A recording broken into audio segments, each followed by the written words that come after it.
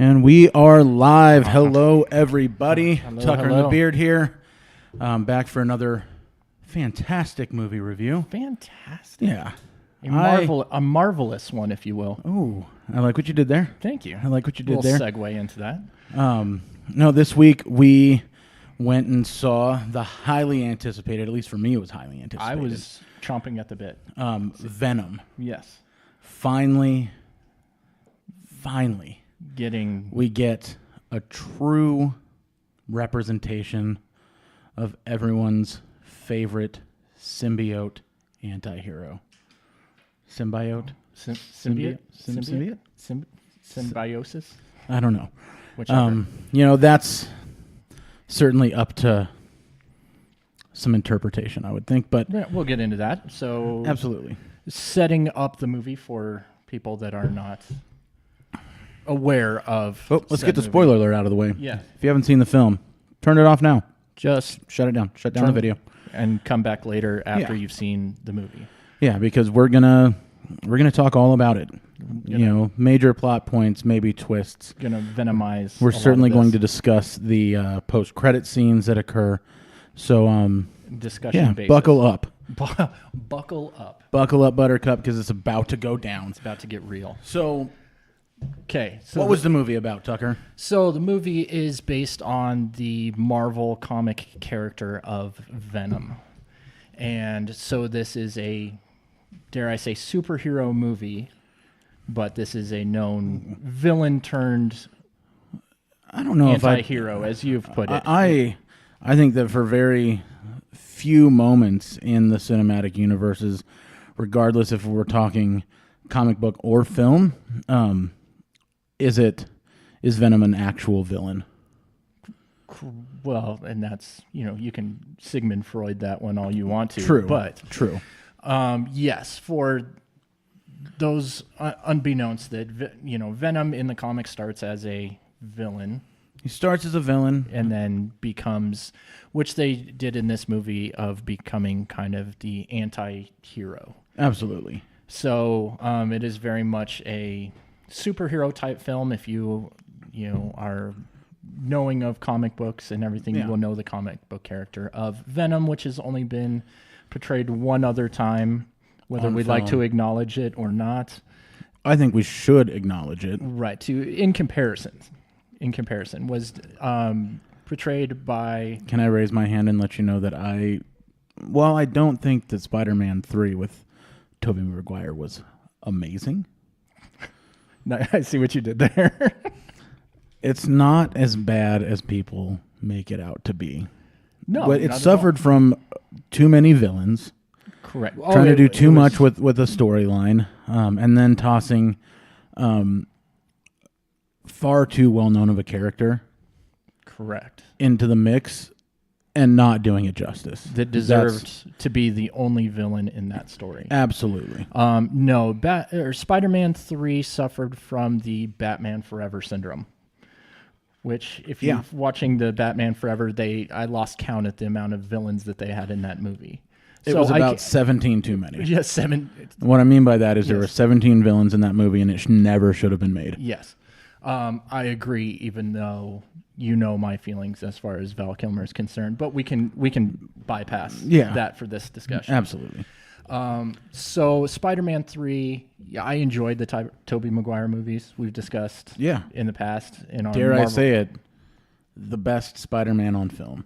The best, yes, representation. I do enjoy Tom Holland and what he's kind of bringing to the table. No question about that. I think he's developing into a pretty cool Spider-Man character. Right. However, Tobey Maguire is still where it's at for me. I'm as with far you. as Spider-Man on film, Tobey Maguire is everything. Tobey Maguire is everything. Tobey Maguire is everything. Quote unquote. Yeah. By the beard. 2018. Tobey Maguire is everything. So, he was portrayed. Thank you. By, I'm going blank on his name right now. You're gonna put me on the spot. You had one job, Tucker. I know it'll come to me later on, but in Spider-Man 3, where it was not a Topher Grace. Topher Grace, thank you, of that 70s show, Win a Date with Ted Hamilton and fame. I will say this, Topher Grace is the worst possible option for Eddie Brock. Agreed. It was not, I think it was, when the casting came out on that one, it was... They could have cast a Jonas brother in that role, and it would have been a better call. Well, if it was some... Nick There, Jonas, I said it. Sorry, Topher. You'll never watch this, but just in case you do, you bad. It was not your role. No. Win a Date with Tad Hamilton? Solid. Eric Foreman? Excellent. Fantastic. But yeah, it was portrayed by Topher Grace. It's some Venom thing. I keep on saying betrayed. No. But and what he could do with it, he did with it. But coming into this movie, solid casting choice with Tom Hardy of Batman, Dark Knight Rises Bane fame. This raises a question. Okay. Was he better as Venom, or was he better as Bane? I'm gonna go with Venom. I will agree because at the end of the day, other than the muscular physique, you could have put anybody in that role with the mask on. True. And did he super jacked for that role? Super jacked. Yeah. Absolutely. Do I give him credit for the job that he did with that movie? Sure. Of course. Yeah. But what I'm saying is you literally could have thrown anybody in there relatively the same. So in this sense... could have been John Cena. But then no, I never would have seen him. No one ever would have saw it. It would be like, what's the invisible villain doing? So that could have been The Rock. Could have been, it could have been a lot of things. Could you imagine Bane asking if everyone can smell what Bane is cooking? Smell what Bane is cooking, right? It's like, well, and then whoever the guy was that originally did Bane and the other one, it's been portrayed, but yeah, he did a solid job. But he brought it in Venom. Now I will say, from my sense, I had the bar set relatively pretty high, actually. You had it? I had it pretty set high? pretty high. Okay. I had high expectations. I was wanting to see it. I was excited for us to go see it. Movie theater was not packed. No. When we went to see it. Well, we went on a weekday afternoon. Let's be clear about that. Hey, movie where time's most a movie productive time. people are, working or doing something. things. Yeah. We're out real estating, so we have time to be able to do that. So, no, solid thing. So, I mean, I didn't have my hopes too high. Kind of mixed review. Critics have been tearing this movie kind of apart. Not so good ratings. So this is a weird movie to review because we're supposed to be objective. Right. And I'll be 100% honest from a journalistic integrity standpoint. I am unable to be objective about this movie because I was so excited. It's been such a long time coming. I was fanboying pretty hard on the character. Anti-heroes are typically my favorite comic book characters. Okay. So between this one and Ghost Rider... Shut your mouth. Shut your mouth. Everyone knows. Listen. We don't talk about Ghost Rider. Yeah. We don't. First rule about Ghost Rider is we all pretend it didn't exist in the first place. Yeah, you never talk about Ghost Rider. No. So you, Nicolas Cage. Yeah. You caged it up. Yeah. You caged it real hard. But the bar was it was getting good audience reviews, but critics not so much. And I think we can both agree that if you're not a comic book fan, or even a fan of the film genre, that's what I come into this saying is that comic book movies aren't being made for comic book nerds. Okay. It's not specific, correct. Not specifically for comic book nerds like they used to be. Correct. Right. So the problem is that people come in with this expectation that it has to be 100% true to whatever story happened to be your favorite. Right. And I think that's never going to be the case. Right. I think we've both discussed the expectation versus reality of I don't want to go, if I was a huge, Captain America, fan or whatever, and going Yeah. to see Captain America movie that is a story that I've heard before because I've read it before. It's got to be True. something new because otherwise, Why go see it? Why Right. why am I going to spend my I already know what $10 happens. plus popcorn and drinks? It's just right? eh. I already know what happens. And guess what? Almost every major comic book character has several story arcs. Oh, very much so. So, and some of those story arcs involve different origin stories. They involve different intrapersonal relationships. Everything can be different other than the personality of the hero for the most part, or the main focus, as Right. it were. Right. And Venom is not any different than that. I think I counted, and I'm probably wrong because there's probably more, or probably some that people don't count, but there was like 13 different Venom story arcs, none of them being longer than 6 books. Right. Well, and I'm going into it with a little bit different because, we've talked comic books and movies, at Yeah. length. And so I'm, the self-professed, geek when it comes to, comic books. But Venom was never one of those ones other than the Spider-Man arc Yeah. introducing Venom. Am I too familiar with? So we saw it with 2 different eyes, so to speak. Yeah. Different set of lenses, which Right, because- is important because that's what these movies are all about. They're introducing a character in a new way, just as if it was a new story arc. Right. Now, to me, and I think that, I discussed this with you before we went and saw it, my dream thing would have been to this movie because the Venom storyline that I was used to was involving Spider-Man going into space, doing this battle, then Yes. the symbiote attaching itself to him, he comes back to Earth, becomes Black Suit Spider-Man. Yeah. And then becomes that whole thing, kind of the Spider-Man 3-esque without, Yeah. Without, kind of, but with the Peter whole Parker thing. going into space instead of Right. it just crashing down. First spoiler, although I wish it would have happened, Tom Holland not in the movie. Not an astronaut. That has nothing to do with There is no Spider-Man. Spider-Man in this film. There is no tie-in, and that's because Right.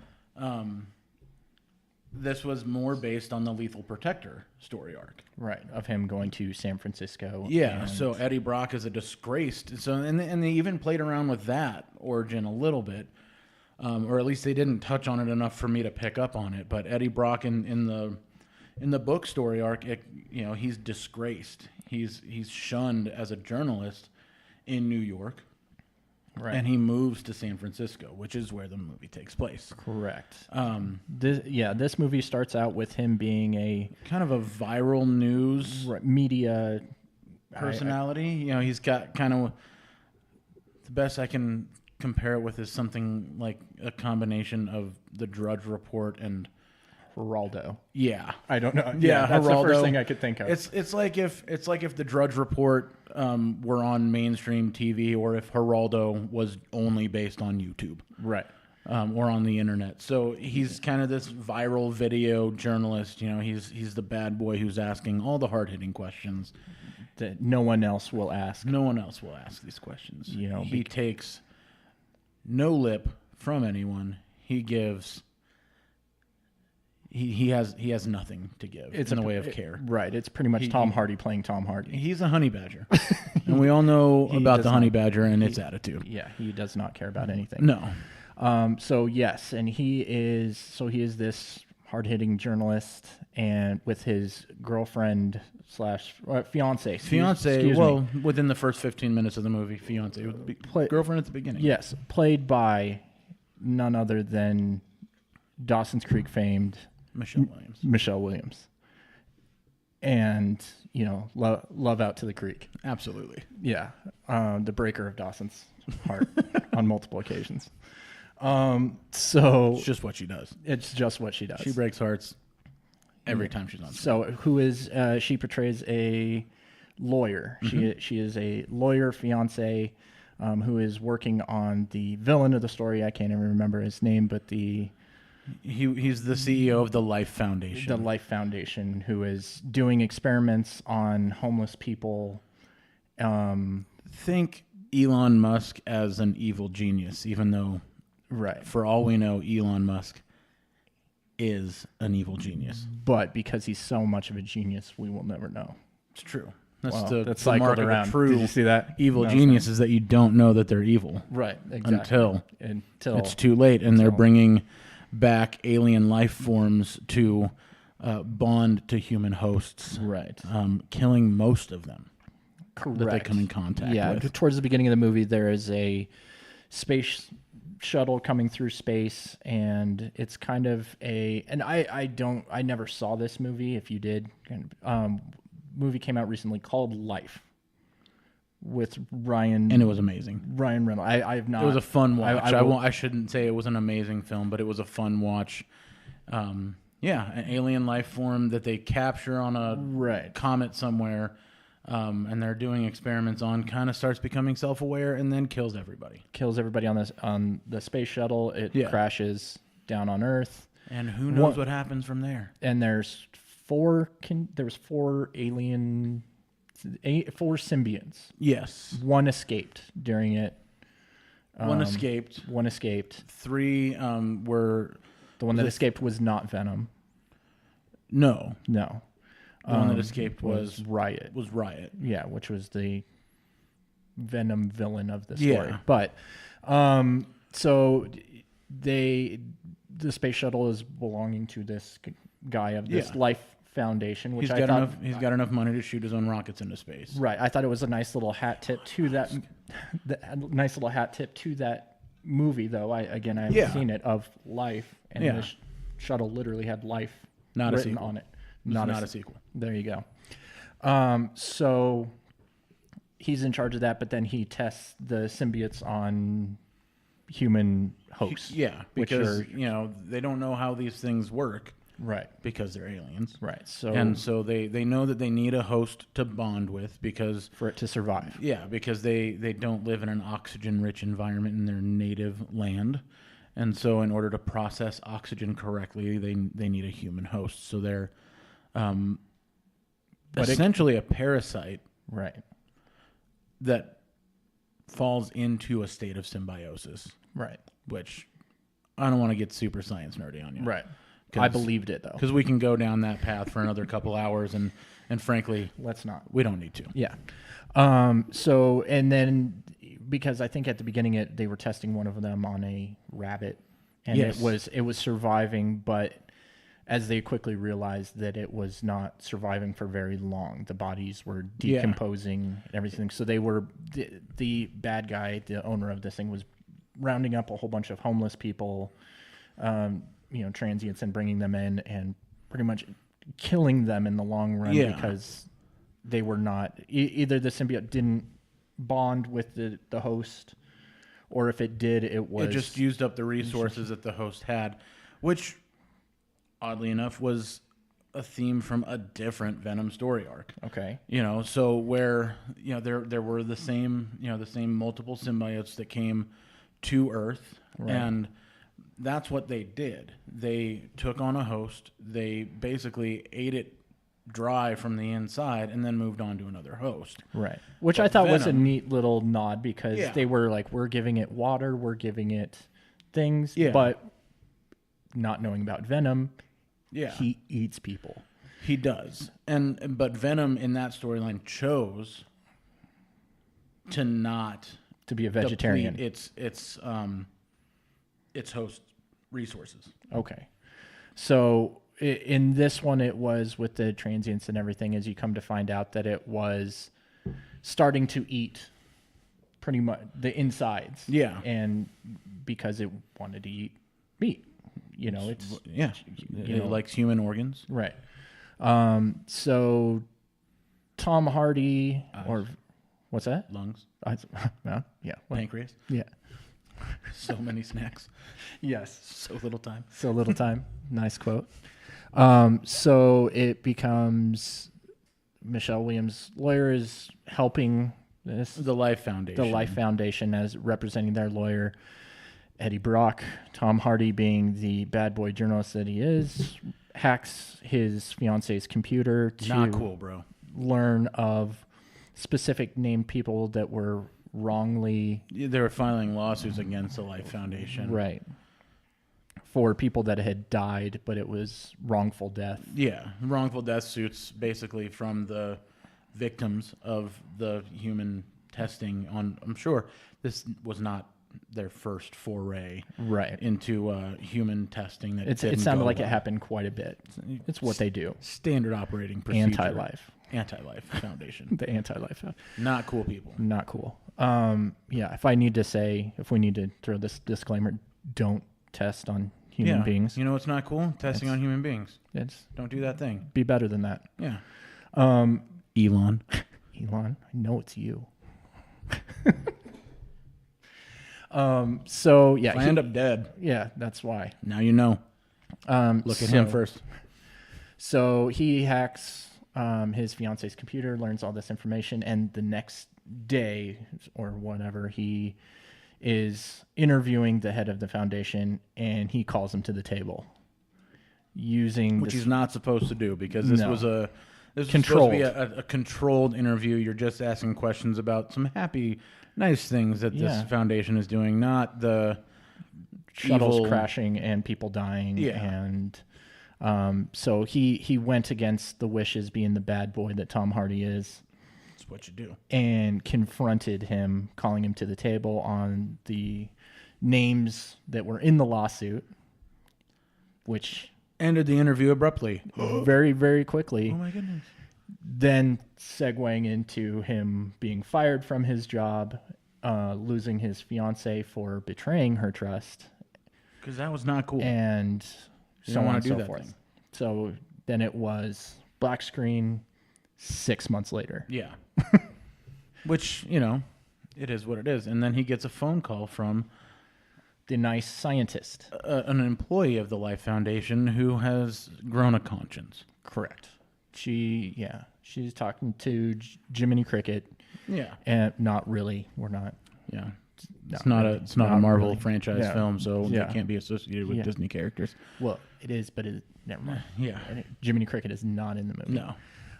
So she contacts Eddie Brock, the only hard-hitting journalist that will help her stop all this killing of madness. Yeah, all the madness. And after some deliberation, he decides to take her up on it. And then guess what happens? Right. Breaks into the wrong cell at the wrong time. Gets symbioted. Yeah. Yes. Symbioted. Yes. It's a new word. He caught the parasite, which starts some kind of funny moments. Let's be honest. Venom's not cool with being called a parasite. He takes personal offense to being referred to as a parasite several times during the film. During the course of the film. He does not like being called a parasite. Yeah.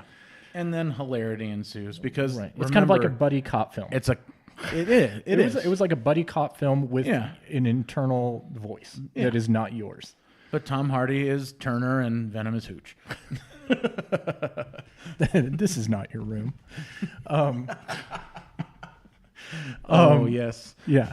So it has some funny moments where he is kind of put in some awkward situations, and all of a sudden the deep Venom voice pops out, and Venom takes over for a time, when necessary, to protect his host. Right. And to one of the things that it took me a little bit to try and decide if I liked or disliked about this movie, and I've ended up on that I did like it. Good to know. And hear me out. Okay. All right. We've had this conversation previously during our Predator conversation about one of the cool things about the first Predator film, first Alien film, is you didn't see the alien or the Predator for a good half hour. Yeah, you didn't see it for about half the movie. For half the movie before they showed up. And then it's like, ooh. Right. The same thing happened. Yeah. It was a lot of Tom Hardy, which, let's be 100% he brought clear. it. He brought it, but it took a long time to get to Venom. Let's be clear. This film was a franchise setup. Very much so. So I'm glad, and I knew that walking in. Right. And that made me excited because big fan. Right. Big fan of Venom in general. So I'm glad that they spent a solid amount of time on character development. Right. And that's why I think, after it ended, because I'm like, oh my gosh, it took him forever to get to Venom. But then what came across first is a mild, not irritation. That's probably a little hard. But I was kind of like, man, it took forever to get to. But then I thought about it later, and I'm like, really enjoyed the fact that they did all that build up to it. Mm-hmm. And so I'm like, I can't have it both ways, where I'm like, I want Venom to show up earlier, but I also want, kind of going back to those old movies where they built up to the reveal. Yeah, absolutely. Yeah, I 100% agree with you, because, again, developing the character for people who are not initiated into the stories and origins of this particular character, and the only exposure they have is Tobey Maguire in a black Spider-Man suit. Right. Followed by, this was with important. a little bit of splash, a little dab of Topher Grace. A little sprinkle of Topher Grace in there, but, Yeah, no, I agree. So, I mean, I really did, in the long run, enjoy that build up to it. But because there was quite a while where Venom was just the internal voice. And there was these funny moments, and then it kind of built some up from outbursts there. Before they really started working together. Before the full reveal, when he was confronted by Life Foundation Task Force. Yeah, and then was the full reveal of Venom scene. Yeah, and that's when he starts really kicking butt, taking names, eating people, eating a lot of people, which became very funny because. When switching back to Eddie Brock. But he also ate a lot of frozen tater tots. Yeah. That's one of Venom's favorite treats. Oh, okay. See, I didn't get that reference. Running through. So, that was a nice nod to some of the... So, he likes chocolate. Okay. He likes frozen tater tots. He's good with cooked tater tots, but he seems to enjoy some frozen tater tots from time to time as well. See, that was one of those references I did not get. But I like those little things for people that are into the storyline. Definitely, it's that kind of wink, like, hey, we didn't forget about you. We didn't forget about you. That was a little Easter egg for people who are watching for it. Right. See, and we kind of left off a little bit at the beginning, and kind of as a thread throughout the film up to this point, that symbiote that turns into Riot. Right. He's kind of traveling through hosts as he crosses, because the spaceship crashes in Malaysia, I think it was. Right. Somewhere with an A at the end. Yeah. Somewhere weird. Right. When one of the astronauts survived. I was doing air quotes for anybody just listening. Yeah, air quotes on the radio. Cool story. And so they put him in the ambulance to take him to the local hospital, but he wasn't really alive. He was less carrying than alive. Riot. Yeah. There was not a and quiet then it goes riot. to an EMT from there. Right. And then to an old lady in a village. Then to a small child on an airplane? No, it was after the airplane. So somehow that old lady, Riot, knew, how to hire a taxi. A taxi and get buy plane an airplane ticket. Yeah. Well, they don't have TSA. Let's not dig it. They don't have TSA in Malaysia. Well, you can walk right up to the gate. I'm pretty sure. I think that's everywhere, but the United States of America, you can meet up people at the gate and things like that. So it's one of those loopholes that we just won't delve into. Yeah, we're not gonna explore it too much because it made the story go far. And then she infects a little girl, who then infects that somehow then gets into the lab. Oh, that's right. She just walks into a highly secure facility owned by an ultra weirdo billionaire. Right. Yeah. So Riot's got some abilities that not quite sure. Yeah. He's got a platinum card that takes care of him anywhere in the universe. But he's got that TSA pre-check, bro. The pre-check. He's got that pre-check. So in which case then he infects the CEO of the Life Foundation. Boom. That's building up to it. You knew it was gonna. Well, because their paths. He wants to cross. go back out to space to collect the rest. As many of these creatures as possible, so that he can build his own army. Because that's what evil billionaires do. Right. Well, and then it was Riot's or the symbiote's plan from the get-go to be captured and to be taken. Venom grows a conscience. Yeah, he gets the Jiminy Cricket, and he's like, because of being paired with Eddie Brock, decides to. Well, he confesses that even though he's pretty badass, on his planet, he's a loser. Yes, he continuously just like Eddie Brock. He tells him that he is a loser, just like you. Yeah. And so the last battle takes place at the next shuttle launch because Riot and this guy are going to go back out to collect a whole bunch, and they're going to come back and invade Earth, eating and killing everyone. Yeah. And they're going to take over. Super big party. Super big symbiote party. Yeah. It's just an eating people party. I haven't been to one of those, so it's been a long time. It's been a long time. College was weird for me. College was weird. We don't talk about it. So then, and this is something I always find interesting, is how quickly Venom shows his hand as far as like what his weaknesses are. Yeah, they kind of gave that one at the beginning of the movie. Yeah, and that's true to the stories. It's Right, always that been that way. Venom has two real weaknesses: high-pitched noises and fire, and that's typical of the symbiotes. I think he said that, or somehow it was given away very, very early in the movie. Super early. During the human testing, I think is when that it's like, hey, check this out when I do this high-pitched noise, because that's what you do as a scientist, is just you experiment on things because you're a scientist, right? So you kind of knew early on that those were the weaknesses of these symbiotes, but which comes into play later on. Right. And so the only surviving, I think we discussed this. So there was 4 symbiotes at the beginning. That 2 of them died in testing. They lost their host, and then they didn't get back into a contained oxygen, right? So they died. Anaerobic environment. That's what I'm looking for. Riot was out traveling the world looking for Carmen Sandiego, just doing things, and going places, doing stuff. Yeah, stuff and things. And then of course Venom being things paired with Tom Hardy or Eddie Brock. So yeah, and I think at some point in there it was, well, we need to eat people because otherwise I'm going to eat you. You is what Venom had told him. So it's okay. We're just going to eat certain people. We'll appease the beast, so it were. Right. And they have to come to an understanding. Yeah, that they only eat the bad people, and that's all well and good. Right. There's plenty of bad people out there. Absolutely.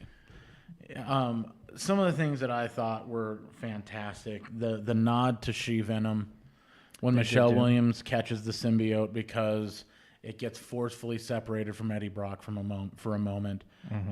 So that nod to me was fantastic because, again, going back to some of those old story arcs, there's a little difference because Michelle Williams was like kind of jazzed up about afterwards. I ate that dude. Yeah, as where her equivalent character in the books was like mortified by the fact that she ate a dude. Right.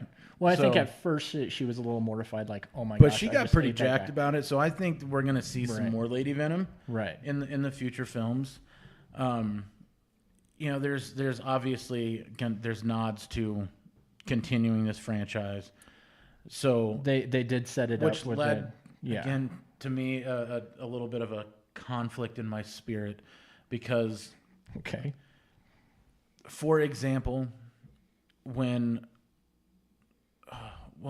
Carnage, right, who is the ultimate villain when we're talking about just Venom, right? There's other symbiotes; they're all stronger than Venom, right?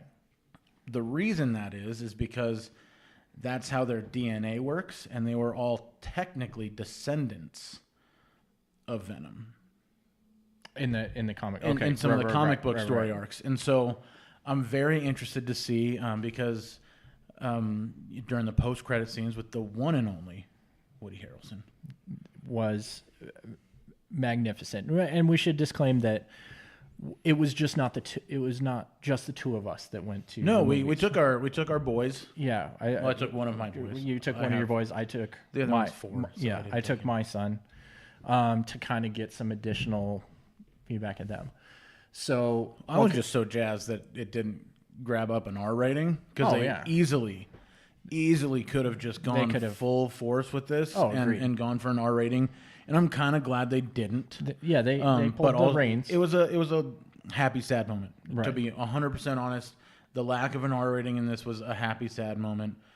Happy because, hey, now I can actually, again, with me sitting next to him, I don't have a problem taking my kid to a comic book movie. He knows that they're going to be violent. We understand that those are not things we do in real life. Right, comic. We don't eat people.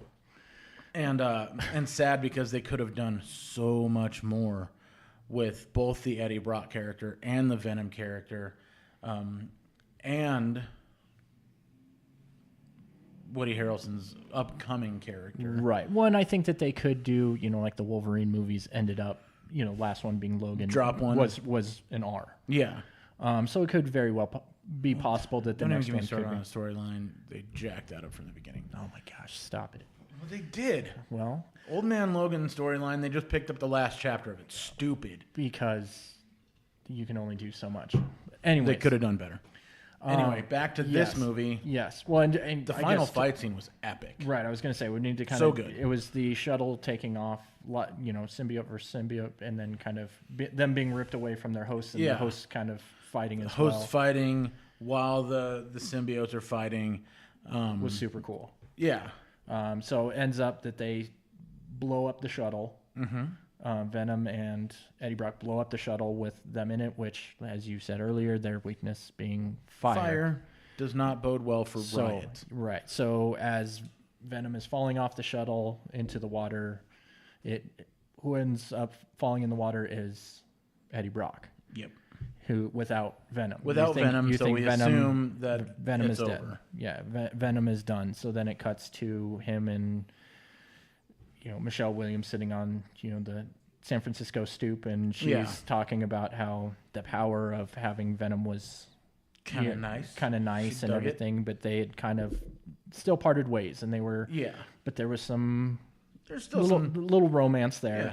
There's still some things going on. They were sharing a moment. They had a moment. And then all of a sudden, you hear Venom's voice saying, "We're gonna get her back." Kind of like an episode of like an old 80s sitcom or early 90s sitcom where the guy's too nervous to talk to the girl, so his friends come up with this harebrained idea to talk into an earpiece, and you just say what I say. Yeah. And it was like that, but like a it's a parasite. Roxanne Yes. situation for Yeah. Steve Martin fame.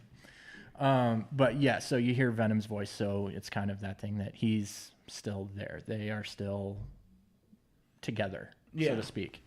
They're still joined, and then it's the comic thing of Eddie Brock saying, "You can only eat bad people. We need to come to an understanding." And then, I love the fact that they finished the movie, the movie proper before any post-credit scenes, which honestly, is anyone surprised by those anymore? Right. Yeah. It's just part of the movie. You sit down and you watch the credits. Any Marvel movie, you sit Any and comic wait. book movie anymore. Right. Even action movies, if there's even a hint that there might be a sequel to the film, you should probably sit through the credits because you'll probably see something that you're going to want to see. And I should bring up the one other Marvel standpoint that is in every single Marvel movie. Stan Lee. They did not forget about was Stan Lee. Doesn't matter if it's Sony, if it's Fox, It's if fantastic. it's Marvel Studios, Stan Lee shows We up. could do a whole episode entirely on Stan Lee cameos. Absolutely.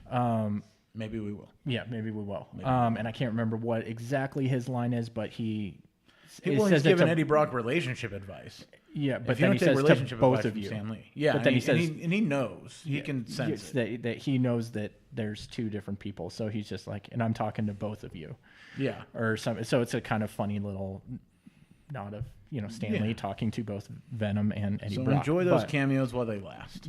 Yes. Dude's getting old. Yeah.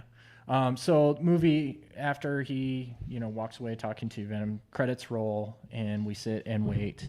And then, one of the things he's talking to Michelle Williams about is that he got his job back. Yeah. It's Because better than ever. Yeah. And Because he was actually exposing horrific crimes. really, really bad crimes. He got his job back, only bigger and better. And Yeah. now he is Geraldo. yeah, he is the definition of Geraldo. And he says something along the lines of, "I got the unpassable interview. I got an unbeatable interview." And she's like, what do you mean, or who?" And he's like, "You'll just have to wait and see what it is. So credits roll, and then it is him pulling up in his motorcycle to San Quentin, and going through the prison that he is going to interview a prisoner, A mass murderer a mass murderer, who you find out is Cletus. Cletus Cassidy. Cletus Cassidy. Correct. The last name escaped me for a minute. Which, again, if you are a fan already, you know that means coming soon is Carnage. And he alludes to that. And even in some interviews, you know, because his name shows up in the IMDb. Right. And that usually is published well in advance of the movie. So we knew Woody Harrelson. Somebody asked him a question in an interview shortly after the film came out. You know, they're like, "Hey, we see you're in the credits for this film. You know, what's your role?" And he goes, "You know, I was only in this one for a few seconds, Right. but I'm gonna be in the next one." Yeah. So they are very, very much setting it up for the character of Carnage. Who is one of the best villains. Right. Well, and so when you see him in this cage and he's all evidently he had cut himself somewhere and was writing in blood. Yeah. Eddie Brock or something. I think he was writing Eddie Brock's name. And then, you know, kind of said, you know, come closer so I can, you know, you can ask me, you know, whatever, and drops the line of soon you'll see all the carnage, or something along those lines of when I get out of here there will be carnage. Or something like that's right. He's like, I'm gonna get out of here, and when I do, there's gonna be carnage, which is a kind of, and so that leads me to believe that in fact they will stay true to that part of the storyline, because let's face it, if he was already hosting the Carnage symbiote at that point, he ain't gonna be in no cage. Right. And for those that don't, and again, I'm, you know, not as knowledgeable, but I know that part of Venom, part of the symbiote gets onto Cletus Cassidy. That's correct. It's kind of a spawn almost. Okay. And so that's what it turns out to be. And again, it's how their DNA kind of works, is that the next generation is always stronger than the generation that came before it. Okay. Which is why Carnage is always so difficult for Venom to vanquish. Right. He's stronger. He's faster. He's stronger. They have the technology. They have the technology. But little DJ Cyborg shout out right there. So $6 million man. Yeah. So in the comic book, it becomes that this part of Venom, the part of the symbiote, gets onto Cletus Cassidy, who's a severe serial killer. He's a bad dude. He's bad, okay? Like really, really bad. He's not cool. So they're setting it up. But one of the references, you know, because it was played by Woody Harrelson. Yeah. I don't know about your son, but my son was like, why is the dude from Solo playing that guy? Like, what? And,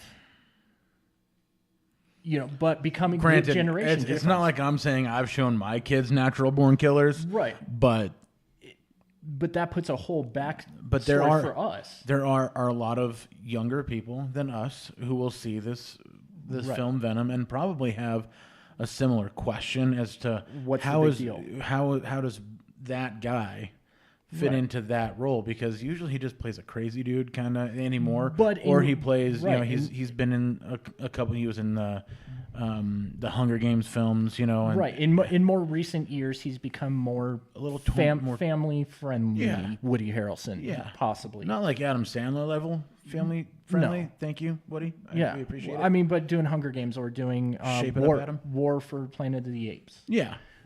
Doing Solo, you know, and so it's more family friendly, if you will. But for us to see this actor that can portray, I think that crazy Woody dude. Harrelson might actually be just a little bit psychopath. Just 3%. He's actually crazy. Right. It's just on this line. Yeah. Right. No, I got you. I'm with you.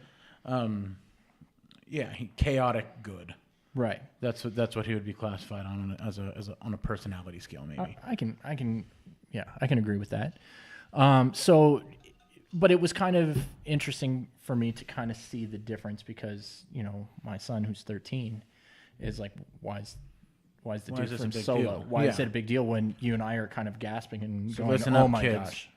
It's a big deal. It's a big because it's deal. a freaking big deal. Yeah. Coming from Tucker and the Beard. That's it. Yeah, so it was just 'Cause kind we of a said little. so. We know how crazy he can Yeah, portray that character, which is just kind of exciting. 100%. But does definitely sets it up for Some sequels, and I for one am super excited. You know, I was always bummed out when, you know, some of my other favorite, you know, kind of anti-hero characters. Listen, Ghost Rider.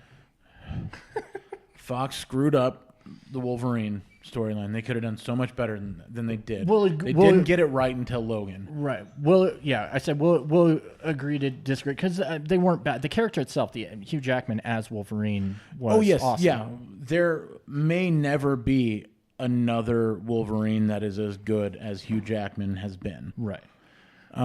We'll have to see what the next generation of new actors has to offer. Right, Because he did that for a long time. Right. And now Marvel And he was themselves. a great Wolverine. It was just they went so far all over the place with his storylines. And while Wolverine isn't exactly an anti-hero, he's not exactly he's a Right. reluctant hero at best. The lack of follow-up on some of the Punisher movies, they could have done so many things with it, but they didn't. Right. But that's another Again, thing for another time. So how are you rating this on our scale? And if you're new, we'll give you the scale real quick. And that's the highest rating we can give it is go see it. The next rating down is go rent it. Correct. And Next one then is stream it. and then skip it. it. So I'm kind of torn on this one just for the fact of you need to understand the movie that you're going into. If you're not a comic book fan, then wait and rent it. Yeah, rent it. But if you're a comic book fan or even a comic book would movie say- fan, I would say you need to see see it. this one in the theater. Yes. That's my recommendation. It's enough of a spectacle. The sight, the sound, everything that goes along with it. Correct. If you like this kind of movie, go see this one. Yes. So If you're a passive fan, sure, you can probably wait for Redbox on this. But I would lean that's as towards far as see I'd it. go. Right. I would. So my vote would be for see it. I'm happy Yeah. that I saw it. Absolutely. I was excited to go see it beforehand. I was not disappointed. Yeah. By any means. Now I will end it with this. Would you put it in, out of all the Marvel movies that you've seen, would you put it in your top 5? No. So that, But the top 5 is pretty hard to crack. right. Because Top 10. top 10, yes. You would put it in your top 10. Top 10 Marvel movies, absolutely. Fantastic. Better than half of the Avengers series, including, when we're talking about the individual character stories, this falls better than some of them. I will agree to disagree on that one. Just I'll for put me this one. personally. I would put would this not one be in my above top Thor: 10. Dark World. Okay, I'll go with you there. See, but that's what I'm saying. Right. So I'm just saying it would be, maybe 11 or 12. It's in the top 10 for me, for right. sure. So it'd be in the top 10 for you. Yeah. But that says a lot because you are more ingrained in the Venom storyline Yes. than I am. I'm just Again, I'm just a big nerd. I admitted my bias very early on in this Right. but that should episode. say. So But if it held up for you, then definitely 100% see it. it held up. Yeah. Then I very much say see Cool. it. So that's about it for us today. Yeah. What are we gonna see next week? I can't remember. We were going through a couple of them. What were we? We were For some reason, the deciding name of the movie is escaping me, but we were something looking at Bad Times at the yes, Bad Time at the El Royale. was that one. I think But that's the one we it's landed on. right. But Rotten Tomatoes is kind of being Yeah, I think we'll probably Right. see that. It's either that or Night School.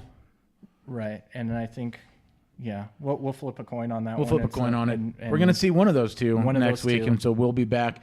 It might be a good movie review, It might or be it might be a one. bad movie review. We'll find So, out. And a lot and of then- more good stuff coming from us. We Yeah. got some more cruising stuff. And, Absolutely, you'll see some stay tuned. videos coming from us. Our logo artwork is almost finished, so Seen it. we'll actually launch an official fan page, so you can find us there as well. But until well then, as find e-news. Ed Dashword Tucker on Facebook or me, Kellen Hoskins, and you can find our video content on our personal Facebook pages for the time being. Yeah. So And until next time, I'm Tucker. I'm the Beard, and we're out.